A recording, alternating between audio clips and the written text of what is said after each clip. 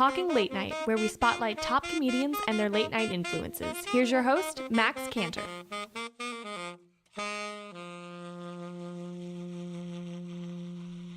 All right. Hi, everybody. Welcome to Talking Late Night with Max Kantor. This is my first show, and I am very excited to welcome my guest, Matt Stanton.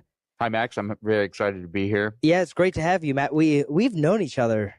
It has to be like a year and a half, maybe. Months. It's multiple months. At least multiple months. I took classes with you here at Dad's Garage, level 2 and 3, I believe. And then we did an on-camera class. Yeah. And I just learned so much from you. And I thought, who could be my first guest on my first show? You're the first name came into my mind. The first guy who replied to the email. The first guy who got back to me. Great. So thank you. Thank you for being here. Oh, I'm excited to talk to you. I'm excited to learn about how you got to where you are, being the Atlanta-based comedian that you are, one of the founders of Dad's Garage. I'm very excited to talk to you. But first, I want to talk to you a little bit about late night, and late night TV and talk shows. I love late night. Yeah, I definitely grew up watching comedy on like Late Night with David Letterman. So when you watch it, what do you most look for in a talk show? Like, do you prefer the Jimmy Fallon style, like the games or the interviews? That's interesting because like I never really watched Fallon. I mean, so I grew up on Letterman, like straight hardcore Letterman. Well, and a little bit of Johnny Carson because I'm that old. I remember The Tonight Show, and I remember also learning that Johnny Carson wasn't the original host of The Tonight Show. And it took a while for me to find that stuff out because I just, my history only goes back like so far. It was like, no. There was a guy like back in the, 50s. Was it Jack Parr? He was the one who like totally revolutionized and introduced like that talk show thing. So those guys all like sort of bow down to that dude. I mean, I think I'm getting these names right. But in my estimation at that age, it was like Letterman. He was the only. Like, to me, he was the best game in town. You had to stay up a little bit late to watch Letterman, too. And I think, like you, I grew up in a household where I was allowed to stay up late, and that was a big deal. So, like, Letterman came on, I think, at midnight or 12:30. Yeah, it was pretty late. So it was, right? Yeah, it was super late. Yeah, I anticipate. I liked, so he had, like, a good mix of sketch and then the celebrity interviews and the musical guest. And, if you made it to the musical guest's second performance, that it was a decent show. But if you didn't, it was okay. Like you got the gist of it. The sketch stuff on Letterman, though, was kind of weird. It was weird. You had the man who lived under the stairs. Yeah, you had that guy. Yeah, was that Chris Elliott? I think it was. I think it was Chris Elliott. And David Letterman, he to me, I feel like he really revolutionized, just like how you were saying with Johnny Carson and who was the first guy you mentioned? Jack Parr. How they revolutionized these talk shows. I think what David Letterman did, and the thing that comes to my mind is how they used to just throw things off the building. Do you remember that? How they would just toss things off? Like, how do you think of that? That's completely different. I think that's college humor. I think that's what I think his early, when he took over that show, Letterman was like about the college age crowd. So he sort of, because he did radio when he was in college. Right, yeah. And he knew who his audience was, right? So chucking stuff off a building in New York and watching what kind of pattern it makes. Who wouldn't like that? Hell yeah. That's awesome. Yeah. And I think nowadays, that type of stuff doesn't get that much of a reaction. Now it's the Jimmy Fallon, playing games, being silly, being goofy. Yeah, it's got a little more. It almost feels like an improv show or like an audience participation thing a little more. Yeah, for sure. Yeah. I think at least the people who I talk with, when I mention, James Corden, Jimmy Fallon, all these people, they say, oh, what went viral on YouTube? That's what they've seen. They don't see the good interviews. They don't see the monologues anymore. Now it's about the sketches and the YouTube viral sensations. Yeah, you're right. Yeah. I have some buddies who moved up to New York to do comedy after we started Dad's Garage, and they would show up on random Conan sketches. Oh, right? Cool. Hey, Josh Hannes, I'm talking about you. Then I started to see it as like, oh, this is an avenue for some young comedians who are either writers, and so they don't get a lot of camera time, or they're friends with the writers, and they get a buddy to do a sketch. But it was like that was an avenue to get seen. you know? Yeah, it is. So more sketches, more stage time, I guess. You know, being on a late night show can really jumpstart a career for somebody. Like what makes me think of back at Johnny Carson, you know, the comedian, you get invited to the couch. It's life-changing, right? You that know, was a big deal. So it's similar where, you know, you're on late night, like how you were talking about your friend, and you get those repetitions. They get to know you, and now these late night people have so much power. They can produce movies, star movies, and help people. It's life-changing to be a big player on these shows. I think, in my opinion. Here's one thing I remember most about watching Letterman. I mean, it was hilarious. I loved like Chris Elliott's stuff. I loved there was just so much weird stuff. Brother Theodore. What is that? Well, we can talk about it, but maybe you should just look up Brother Theodore. It's just another like weird. He was a performance artist in New York that they used to call on to the show. But when I was a kid, I didn't know that the guy was a performance artist. I thought he was just this strange Eastern European guy who would get extremely upset. And I feel like there was at least one episode of the show where he like destroyed Letterman's desk. What? But they played it off as like whoa, that was weird. But I think it was, now that I'm thinking about it, it was like planned, right? Like it was, but you know, you're 8, 9 years old. Like you don't pay attention to that. But the thing that I would do when I was watching Letterman, even at that young age, don't know why, because I wasn't like set on becoming a performer. But I would wonder what I would do when I was on the show. Do you play that game? You as in what you would do if you were a guest? Yeah, when Letterman was like, "And here's my guest, Max Kantor. Come on out here," and like you've sort of played out a little bit. How like, would you? Who would you wave what song to? would you have Paul play? Right. Like that kind of thing. Right. Because we all know the format so well. Right. It's true. It's true. And you know, especially like people like Bill Murray. When they would be on that show, they would come out in the most hilarious ways. I remember, I have a very vivid memory of one of Bill Murray's last times on Letterman's show. He came in flying and singing like Peter Pan. And so it's like, and then you think of some other people who just kind of just walk out all solemn and, you know, they hey, hello to the audience, hello to Paul, and they sit down. So that is interesting. You know, how would you make your moment a moment that everybody would be talking about? Yeah. I mean, I thought about it a lot. Oh, do you know? How would you do it? How would you walk out? When I was a kid, I had it all planned out, you know, the stuff that I would, but I guess maybe now as an adult, like now that I have been in the industry for a while, I don't know. I would be a little unnerved, I think. You think? It. Yeah.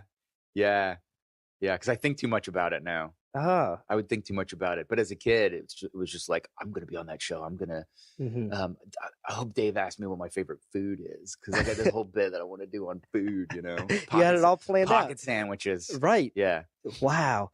I never thought about that. You know, I don't think you didn't play that game. I don't think I ever played that game where I was just like, you see yourself on this side of the mic, though. Yes. So you saw yourself doing Dave's job. Yeah. For me, it was like, what monologue jokes would I tell? What sketches would I do? I always imagined myself, like if I was hosting the show, I always thought to myself, I'm going to shake every audience member's hand before they leave. Cause I'm going to be such a giving person that I'm going to shake.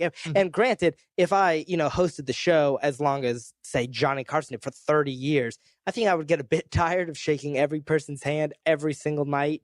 I think there would be a point, but that was for me. I was like, I'm going to be the nicest person. I'm gonna have all my friends on, especially when I was little. When I was in like elementary school, I was gonna be like, I'll have my best friend on and we can talk about dinosaurs, you know, like that's where I was at, because America has to know how much I love dinosaurs. You know, that's what was important to me. You're a producer at heart. You're the consummate host. So let me ask you, you've had, you know, a long career. Did you ever appear? I'm not calling you old. That was not me calling you old. That was more of a compliment in sorts. Can we talk about when I was 8 some more? Yeah. Because I love those times. Did you ever appear on a late night show or have interactions with the late night show as a writer, performer? No. Maybe no? No. I've done some Good Morning Atlanta style things. Really? Yeah, those are always interesting. Tell me, why are they interesting? Because I'm not a morning person to begin with. That'll do it. The good morning is not even part of my vocabulary. One time when I was a kid, I was a part of the Big Brothers Big Sisters program, and I remember doing like a morning talk show thing. I did a commercial with my big brother. He was a pilot. He was a commercial airline pilot, and we did a commercial with Sky King, who was like a 1950s like television star. I don't really know a whole lot about him. I think people looked up to him because he was a I don't know what's like. I think he was like a cowboy who flew small planes. So, okay. I guess they were mixing, the rise of like small plane enthusiasts with people who were still kind of coming out of the Ronald Reagan like cowboy years and trying to put together like the perfect show for them. So that was that guy. All I remember from the commercial shoot was the dude was drunk. So yeah, we did like a morning talk show for that. Like that's hard, being funny first thing in the morning. I'm sure, you wake up, you don't want to make jokes. That's the last thing on your mind. Yeah, I think it has something to do with that atmosphere too, because morning. Look at the difference between like a late night show, which is a lot of tongue in cheek, sort of dry humor, and that fratty kind of thing kind of going on sometimes, versus productive. They get up and they do things. Right. That go kind of attitude in the morning, like, let's check out traffic, let's look at the weather, let's plan out our whole day. They're also happy. The bright colors, that like Good Morning America, it's all bright. It's like oranges and yellows, like it's good morning. And then you look at Jimmy Kimmel or James Corden, and it's all it's dark, like the moon the moon is hanging up. The moon is actually like sleeping. Right. It's snoring. It's everybody, all the audience is asleep. Everybody's asleep.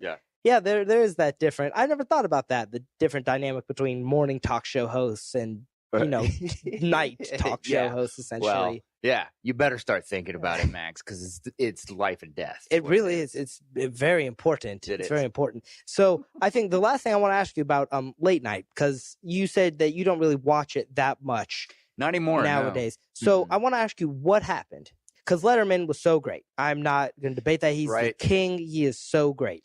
And maybe that's all it is. Maybe it's just pure nostalgia, because that's like a heyday for me, is like Letterman in his, I don't know how old he was. I guess he was in his late 20s, early 30s or something, maybe, when he started doing that show. Yeah. And then when Conan came along, we watched, I remember I was in college, and I believe we watched the premiere like night of Conan. I think it was called the Conan O'Brien Show. I think that's what it was called. I think so too. It wasn't extremely funny. And we were all, here's the thing, we were all geared up and expected it to be amazing, because we were like, oh, it's the head writer of the Simpsons. Right. So I think we had an expectation in mind of what that show might look like.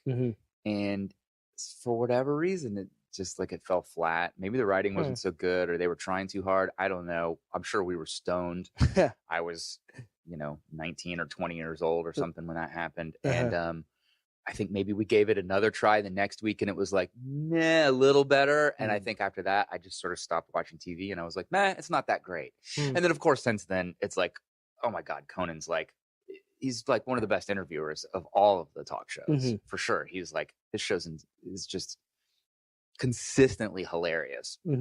Yeah, I think it was just like my expectations were so high from when I was a kid that when I grew into an adult, it was like, oh, this is kind of like kid stuff again. Like, I don't know. Yeah, it wasn't paying off for me. I'll tell you, for me, I can't stand the games, the extra stuff. You don't like all that stuff. I don't like that stuff. I like the interview. I want to learn things about the celebrities and the people on, and I don't care who it is. It can be someone who's in the background of a movie, or it can be, like a Brad Pitt type of person. I don't care. He's mostly in the foreground of movies. Right. So they put him in a lot of shots when they hire him. I wouldn't say that, man. I wouldn't go crazy. Yeah. But no, I'm just They kidding. mix it up. They put some other people on camera too when he's in it. Right, but it's mainly him. But his face is in everything somewhere. Loves him. Somewhere. It's like a Where's Brad Pitt. Where's Brad Pitt? But yeah, I like the interviews, and I watch I like the monologues sometimes. I will not say every monologue is good, but I really like the interviews. And in my opinion, the best person who I think is on TV right now interviewing, I gotta say, I think it's Jimmy Kimmel. I love Jimmy Kimmel. He has. When I was I was actually in 10th grade. I did a project about him. Okay, so what was he up to then? So, well, what do you mean when I was in 10th grade? Well, because I feel like Jimmy Kimmel's had a journey. Oh, he has. He started as a radio jockey in college. Like he was like a DJ, and then he just slowly worked his way up, and he became the host of Win Ben Stein's Money. That was it. That was. I was going to say it was Remote Control, but that was the other guy. Well, who? Who's the other guy? I forgot his name. I don't know what Remote Control is. That was another game show. Oh, okay. That MTV did. Oh. That I was like, oh, that's what Jimmy Kimmel hosted, but it was a different dude. I can't remember his name. Yeah, Kimmel did Win Ben Stein's Money, and then from there, he got the show, Jimmy Kimmel Live, and then originally it was live, and originally the audience could drink in it, and so it was like this party time, and then eventually as he became more popular. Did he do Man Show also? Yeah. I think he did do that with Adam Carolla. Yep, Adam Carolla. Him and Adam Carolla are like buddies. Yeah, they're like best friends. Yeah, he's had the skill to host and pull off the whole time for sure. Yeah, so it kind of like it makes sense that he's doing what he's doing. Yeah, now. And his show just over the years has progressively gotten better and better and better. What is it about Kimmel that you think makes him the best? Because I've always, but I haven't been keeping up, but I always thought Conan was like sort of the best at making his guests look really good. Like he's just so good at that. Yeah. So for me, the thing that I love about Jimmy Kimmel is that I can relate to him.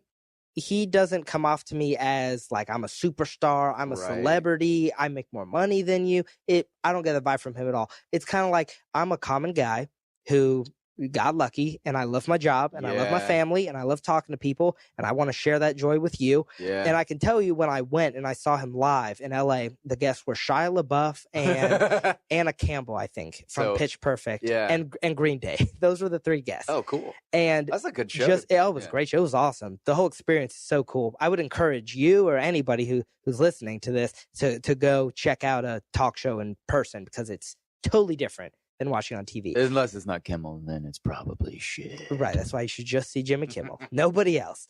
But for me, it was such a welcoming experience. And even though he talked to the audience maybe twice during the whole taping, I just felt like I just sat there and I'm like, God, I want to be his friend.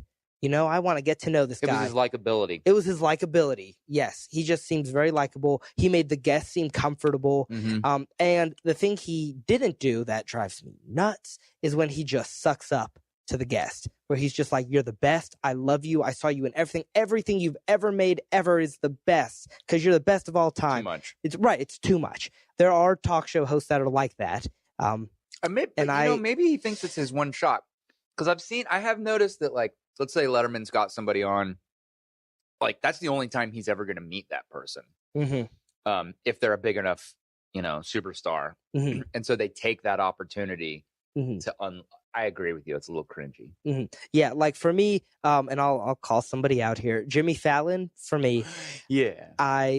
I think I'm sure he's a nice guy. Like, I'm sure if you met him, I'm sure he'd be a nice guy, but it's hard for me to watch his shows, because all it is your movie was the best thing I've ever seen, only to have the next guest him say, wow, your TV show's the best thing I've ever seen. And it's like, that's obviously not true unless you're watching nothing, unless this is the only thing you've ever watched in your life. Yeah. He comes off as soft at that point and kind of like paid for. Exactly. And that's an interesting thing also about like Kimmel, and same thing with David Letterman. They grew up. Like you watched, like I feel like Kimmel's grown up. Oh, for sure. Part of what's likable about him is that when you say he's like humble and is kind of a dude, I sort of feel like he just matured and sort of understands his role. Both him and Letterman, I feel like, aren't afraid to cross the line into like politics. Yeah, you're right. That kind of stuff. And then Fallon's like, you're right. He's just sort of sucking up and trying to like just. And then like I said, with his games, I just the interviews get cut short just so he has enough time to play a game. With the celebrity. And cut the game. I would rather talk to the person. Exactly. I want to learn about this guy. I want to see where they came from, That's just me though. Others, most of my friends at my age love Jimmy Fallon. Love him. They think he's the best ever. They love him. I just can't agree. Well, it's because Fallon told them that he's the best. Right. He prompted them right. to laugh at his next thing because right. he's good at prompting. Right. Yeah. So for me, Jimmy Kimmel's the best one out there. For you, Conan is the best one. These days, I mean, my ignorant perspective on it is Conan still. I mean, he's so good. Mm-hmm. Letterman, you could tell when he was annoyed with a guest. Oh yeah, and he didn't make any secret of it. And mm-hmm. I do kind of love him for that at the same time. But I think Conan's way better at the interview. All right, he's way better at it. Yeah. So we have Kimmel for me and Conan for you. Yeah. All right, so now we take off our shirts and wrestle.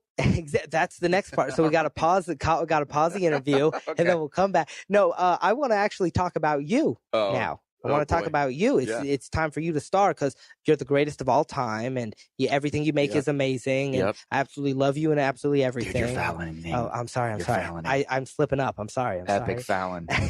So I want to talk to you about. I want to go back in time, 8 years old. Or before, yes. Whenever. Okay. When did you fall in love with comedy? I think I was always a cut up. That's it. Yeah, like I'm thinking back, like I was very young, and we're talking like 3 or 4 years old or something like that. I was definitely. If somebody walked into our house, regardless of who they were, I peeled off all of my clothes and started dancing in front of them. That was not a. It wasn't a sexual harassment thing, or no, it was just a little kid. I think I was always like in a showy kind of way. Mm-hmm. Yeah, I got those class clown things. I also got report cards that were like, Matt is very bright, but he chose to entertain the rest of the class all day today, so we had to put him in, the corner or whatever it was they did to me. And then they would put me in the corner, and this was the mistake that they made, was now I have everybody's attention because now I'm in the corner. Right. So I amped it up like even more, like fart noises, and, drawing on the wall because everybody's looking at me now. Mm-hmm. Yeah, I guess that's like a lack of shame, I think, is how that starts. Yeah, I mean, zero shame. You did anything for a laugh, anything it took, which is very respectable, at that age, yeah. You went all out. You gave it 100%. Yeah. And so that, what we would say that's like elementary school and. Yeah, the elementary school, those formative years, for sure. I was definitely yada on like all the time. Right. I think more recently, several years ago, so we used to hang out at the Euclid Avenue Yacht Club, right up the street, because that was our old haunt when we started Dad's. And one time I got my check back from the waitress, Phelan, if you're listening to this. I read what you wrote. And instead of it just saying Matt at the top of my check, because we all got separate checks there, it said, "Look at me, Matt." Look at me was in quotation marks. Look at me, Matt.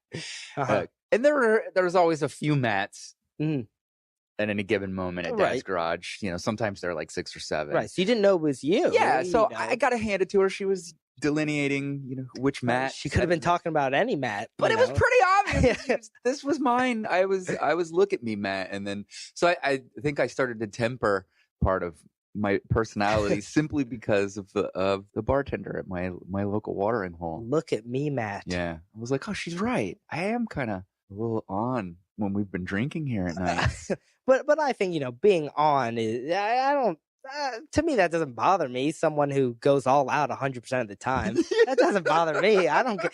I mean, now, granted, I might be look at me, Max, talking to you about this. So yeah, who knows? I don't know. I think I'm probably worse than you in a lot of regards, in that sense of adore me kind of. I went through some serious phases of.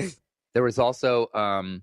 I had a buddy who, when we partied, would always find the lowest point in the room, and we would point it out, like, oh, look, he's found the lowest point in the room because, we've been drinking all night. And he just sort of slunk into a place. And then it was pointed out to me that I'm the one who finds the highest point in the room, not figuratively or metaphorically, literally. As soon as something interesting is happening, I'm on a chair or on the table. And that also tied into the look at me. I was begging for attention for the longest time. But I think I've tempered that a little bit. Just a little bit. Yeah. Just a little bit? Yeah. Okay. Well, I've taken a break. I haven't done a show here at Dad's in a couple of months. I think maybe back in March. I did a show. April. I think it was April. So yeah, it's been like 2 or 3 months. So are you stepping back from performing? It feels like it. Yeah. Is that a choice that you're willingly making? I don't know, Max. Because I've not been this age before. I don't know Really? what's happening. But yeah, I'm teaching a lot, and I'm coaching and sort of dispensing doing the wisdom, interviews with people, doing interviews with people.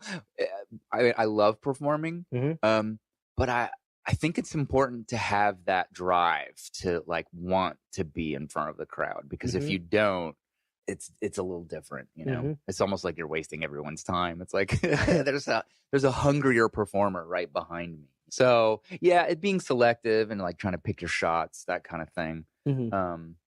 But no, I wonder about it though as I get older and I start slowing down. Like I watched comedians like Robin Williams was also like huge in the late 70s when I was a little kid, right? So he was Mork, and everybody knew who he was, and I was a huge fan, and I watched him sort of temper his act, and then, but I didn't know this about him, that he'd gone to Juilliard.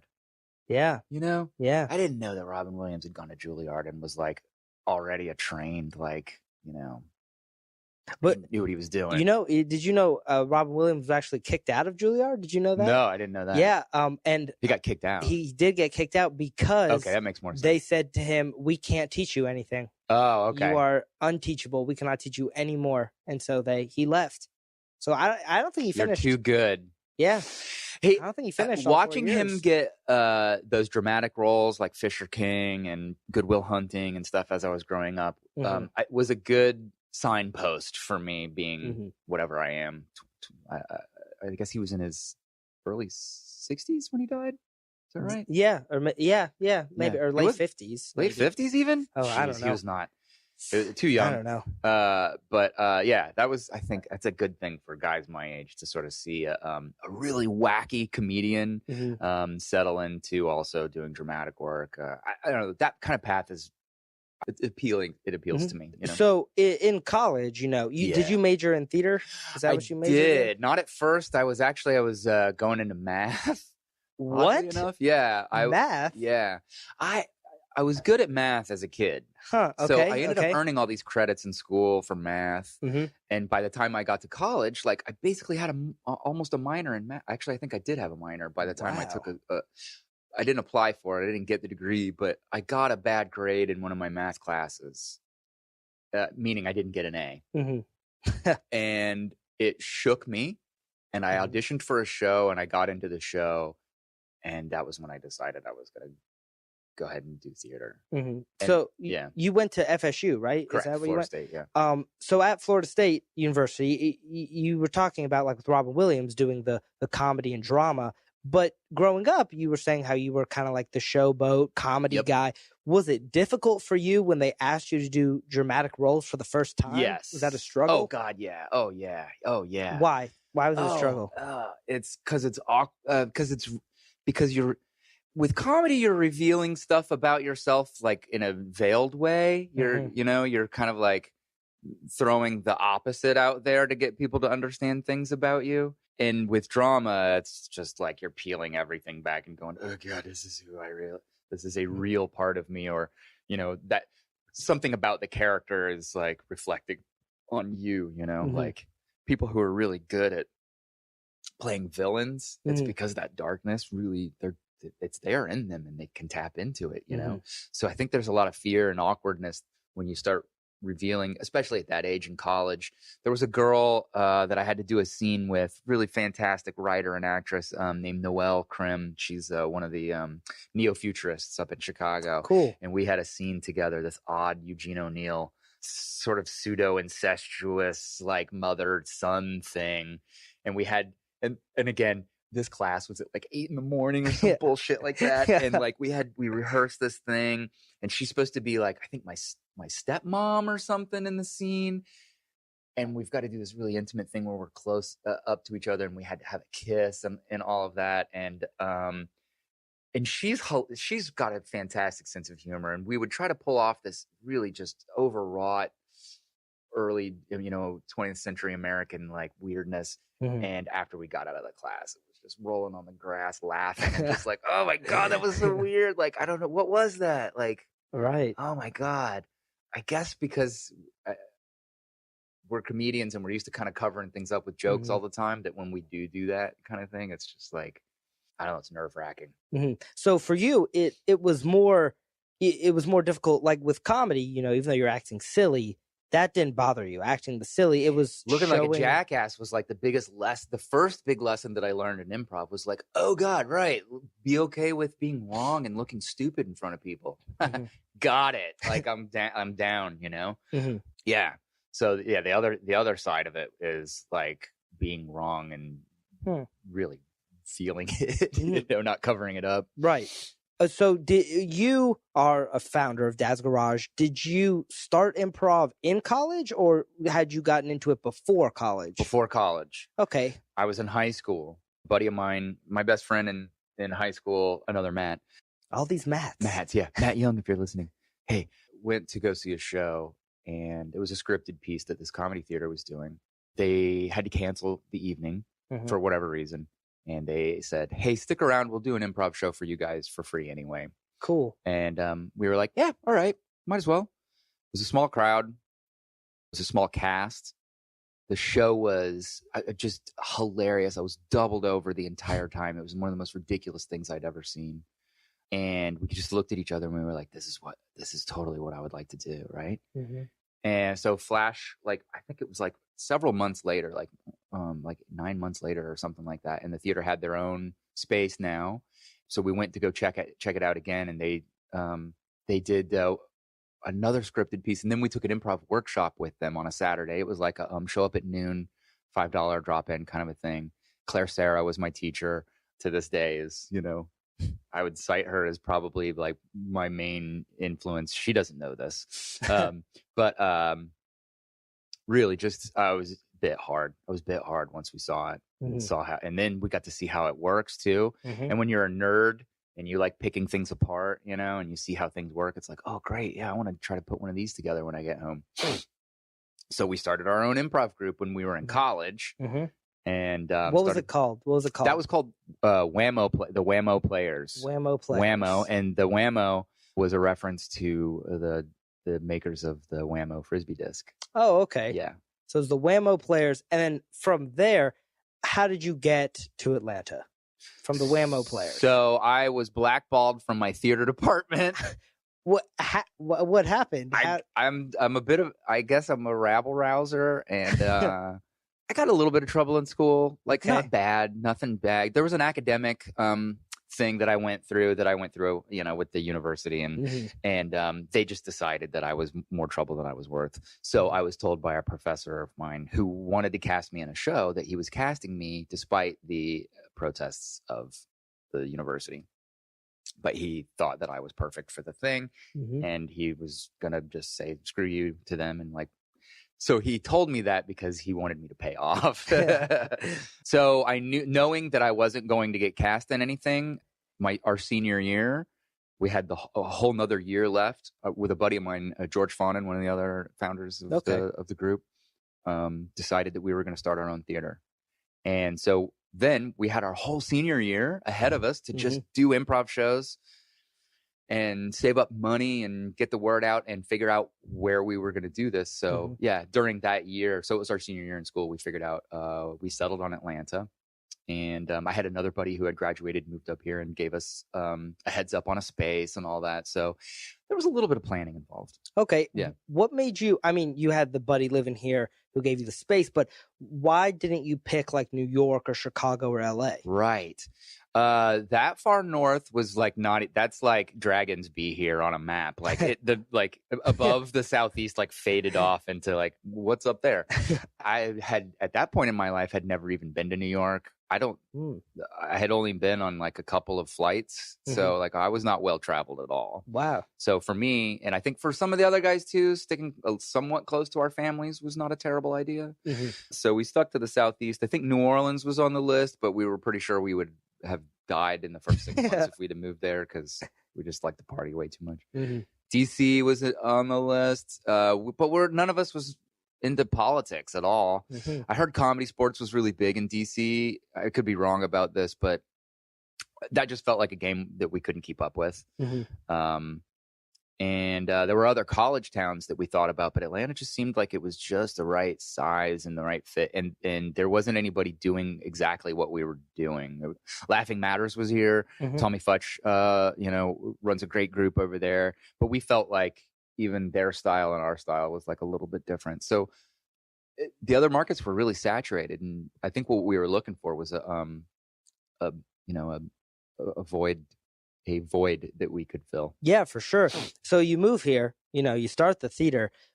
What would you say is the turning point in Dad's Garage? Ooh. So you guys are like, so many. working, you're struggling, people are kind of coming. Yeah. What was that first major turning point where you were like, we got something special?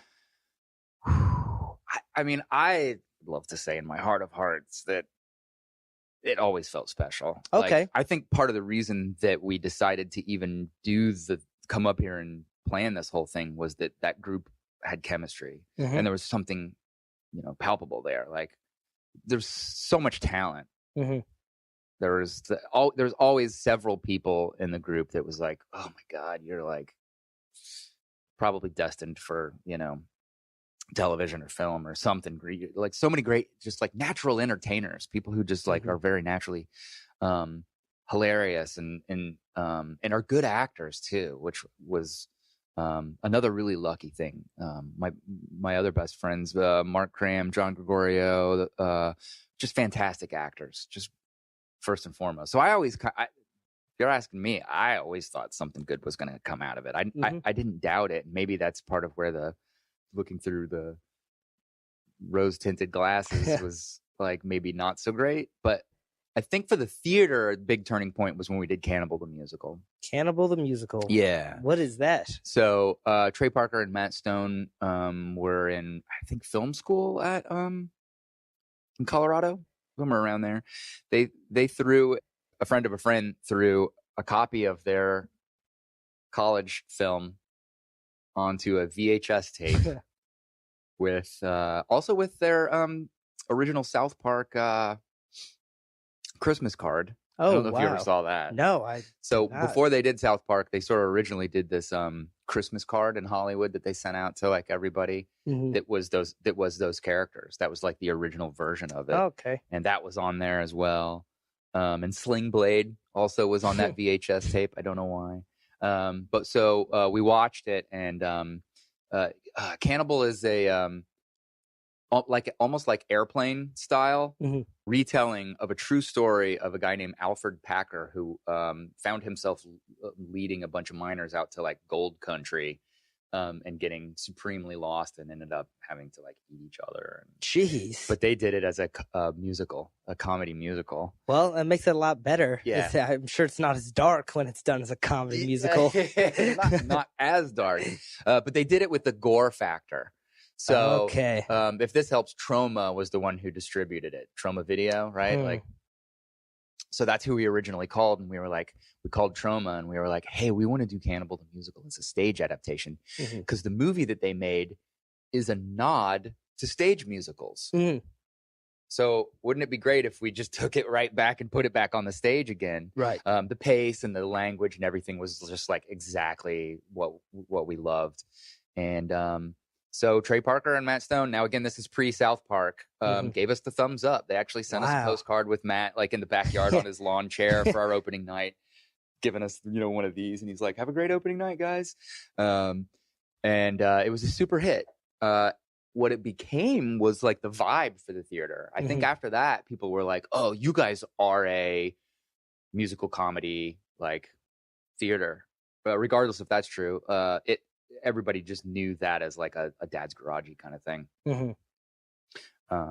But yeah, we borrowed from Trey Parker and Matt Stone. That's something I never knew. Yeah, that is super cool. Yeah. So that was probably your first time interacting with people who would become, big nationally known people, or were there others who? Well, actually, the improv group that I started in, Wayne Brady was in. So. Oh, right. Okay. Like, so he was 19. I think I was 15 or 16 or something like that. He went to a crosstown high school.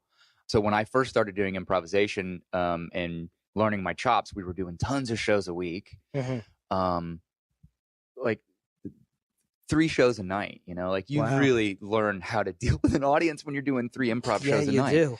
And then you watch somebody like Wayne, and you're like, oh, dude, yeah. I mean, sure, that guy's going places. Like straight out of high school, he's like already just hitting on all cylinders. You know, I think you're constantly, when you're running in these circles, surrounded by people who are like potentially like, yeah, you're fantastic. Like you see so many. I mean, that's always been my thing here at Dad's Garage. There's just so much talent hanging around here. There's so much potential. What happens with that potential is, you know, it's a whole other thing. But that certainly no stranger to being around just like extremely prolific and known people. We also world premiered a Graham Chapman play, obviously posthumously. You know, an original member of Monty Python, and it was a script that had never been done. But somebody who knew us, who lived here in Atlanta, was a guy who took care of the archives, I guess, Graham Chapman's archives, and threw a script our way and was like, "Hey, take a look at this." And so we got to world premiere that. That also was great because we had like, you know, John Cleese calling the theater and leaving a message for us opening night, telling us to you know, break a leg and all that. So like, yeah, I think people root for an underdog, and there's nothing like a little like, you know, crap ass like black box theater in the middle of. You got to remember, before Dad's was torn down and gentrified and turned into a, you know, multi-million-dollar condo like live, eat, work, play, die place on the map. For Atlanta, when we started there, it was scratched into the neighborhood was the words "back to life." So there was like nothing going on, you know, like it was kudzu and a warehouse, and then the story of the guy who hung himself under the bridge, right? Like that was where we were like, all right, this looks like a good place to do some comedy. Back to life. So, yeah, I think the vibe that we brought worked really well. What we were, you know, bringing to the neighborhood. Yeah, for sure. And I mean, it just that vibe continued because I look around today, and right now, you know, we're sitting in Dad's Garage's newest location in this church, and it's nice. Do you ever look around and just take a moment and just stare at how big it's gotten? This is crazy to me, to be honest. This is nuts. I'm kind of a minimalist, you know. Like I'll travel with like a backpack and like just a shirt. And there have been times that I've moved into apartments and then I moved into my next apartment and the next year, and I never unpacked that whole year. Right. So to me, this is like, these kids don't know how good they got it. You know, it's crazy. I'll say that the current crop, you know, that's running things here, this is something that they did. I can't take any credit, and I refuse to take any credit for any of this stuff, because this is bigger than I ever imagined it would be. And I think also, just between you and me, oh God, this is a podcast, isn't it? I think chemistry works up to a certain point. You know, I think that when a group gets past a certain number, it takes on a different identity. And that's what this theater has done, is it's gotten so big that it's you know, it's basically an institution. And I think for me, that was always a danger that I was wondering about. Like, what happens when you go from being the upstarts, or like in our very first review, like, this show will be funny to 20 somethings and friends of the cast, you know? And it's like, yeah. Right. Like, that's all I fucking care about, right? You were okay with that. And people my age, and I want to make them laugh, right? That was our first critique. And going from that to something that's way bigger than that, where it's like, you're not just like trying to crack each other up in the back row. It's like, oh no, the city's looking. No, actually the whole state's looking, because you're getting funding and, you know, that kind of thing. That's a whole other bag. I tend to shy away from that kind of that light. You know? Are most of the founders, most of them moved on to other things?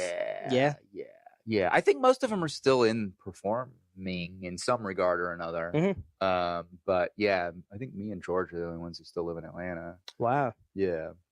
Okay, so where did others go? What did they venture into? one guy who was going to start the theater with us, I mentioned Josh. He took off for New York and went to do stand up like right away because he was like, it was his calling. My buddy John also moved to New York, but I think he might be living in Chicago now. He's an actor who has started as another improv group. Pardon me, I'm burping into your microphone. It's disgusting. With some other guys who did improv with us in college. He grabbed some other guys that were moving to New York, and they're amazing at what they do, and they're doing television. Stephen Guarino is I'm Dying Up Here. Is that the name of the show that just came out? Yes. He's in that. Yes. Oh, really? Yeah, I haven't seen... As like an actor? I watched the pilot. I watched the pilot. So he's got, in the show, he's got super long, shaggy, like blondish kind of hair. Okay. Wow, that's interesting. I'll have to go and watch it again. Oh yeah, I watched the pilot. Oh yeah, we're all over the place. Some of the other people from Dad's. Let's see. So, Matt Young's out in L.A. and he's a screenwriter. Very cool. He does improv out there. He directs improv shows. He did the commercial thing. He's been in bands. But I think his main thing is now he's a screenwriter, and he's actually been up for some jobs. I think it's okay to talk about this because it's been a couple weeks, but he's been up for jobs for some of the major productions. Very cool. That are out there now. And now actually he did just get a writer's room job last week, and I haven't called him back, so I got to figure out how the first week went. Sean is a major director around the country. I think he might be even he might be an artistic director at another theater now. Okay. Possibly up in New York. I haven't kept up with him much in the last couple of years. My buddy Mark moved to Prague. Okay. That's an interesting choice. Yeah, and does improv and puppetry and music and theater, and he's a dad out there as well. Cool. Yeah, he moved to Czechoslovakia. Wow. Bo, bless you. It's interesting. We're all over the world, man. That's super cool. And then here you are. You stayed in Atlanta. Yeah. And, no, here I am eating my sausage turnover and doing podcasts. No, I'm not comparing you, to the Prague guy. I'm just saying what you made a great choice in my opinion. I like the niche that I've carved out for myself here. Yeah. I do a lot of voiceover work, which is really great if you can get it. And I have producers that call me and I get to do work. I did some Adult Swim stuff and got to do some cartoon work. Didn't you? You were an Anchorman, weren't you? And I did. I did Anchorman too. That was through an improv connection as well. It's a really wonderful community to be a part of. If you just want to dip a toe in the improv community, welcome. They'll say yes. Yeah, they have to by law. Yeah, so this is a good. Atlanta is, and it's quickly becoming saturated. I'm teaching, some work over at another studio, and all of my students are like, just moved here from LA about 3 months ago. So I just have a couple last questions for you. Where do you see just one? Okay, this is the last thing, and then I'm gonna turn it off instantly. Where do you see your career going from here?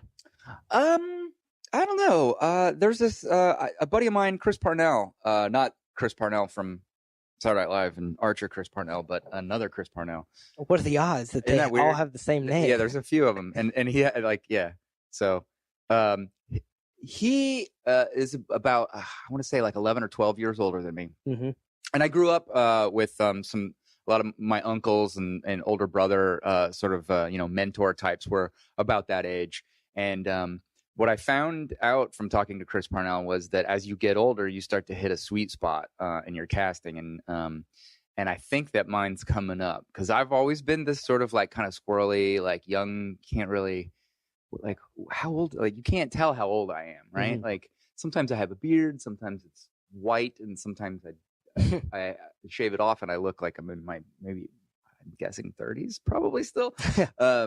So in the next few years, I think you're gonna see me playing some like by the side of the road, like sitting on an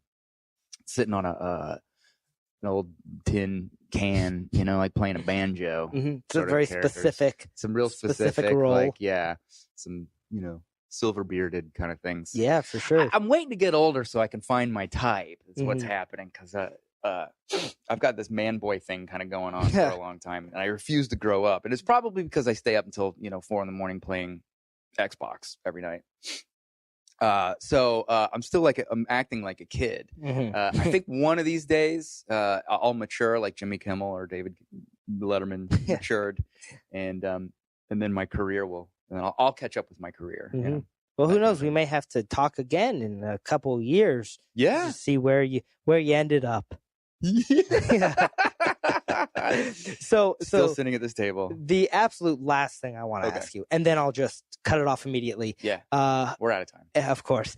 Is what advice would you give to somebody who wants to be like you, who wants to be an improviser, or who just wants to get into the comedy world in general? What piece of advice in all your years of learning, of acting, improvising, what would you tell them? The comedy world will always be there waiting for you. It's not going anywhere. So make sure that you find time to explore some other stuff too. Whatever your other interests are, feed them, fuel them. You know, if you've got like some weird, like you like to collect mushrooms or, you know, bird watch or slot car racing, or I don't know, whatever your other thing is, don't feel like you've got to throw all your eggs into the comedy basket, because it can be maddening. And the great thing about having that balance between your professional and your personal is that they feed each other. You've got to go out there and recharge and like have experiences and do things. I find that it's a little bit of it can be a little bit of a turn off to me if I can tell somebody is like just a pure industry kind of person and they don't have any interests outside of the doing comedy or just sort of being on all the time. That can be really exhausting for me. So I don't know. My advice would be to just find that balance and you know, whatever those weird little nerdy things are that you're like kind of into that maybe, you know, you don't share, you know, that kind of stuff can absolutely fuel your comedy. I think it's great that awkward and like really uncomfortable comedy is so popular, like The Office and those kinds of things. That kind of tension is just so much fun to play with. That I think you gotta, like, in a way, you kind of gotta let your freak flag fly, you know, and let that nervousness play, because it can be really fun and funny for everyone else. All right, well, that's some good advice. I really like that. I really like that. You know, the comedy world will always be there. Yeah. You know, I really like that. That's a good takeaway.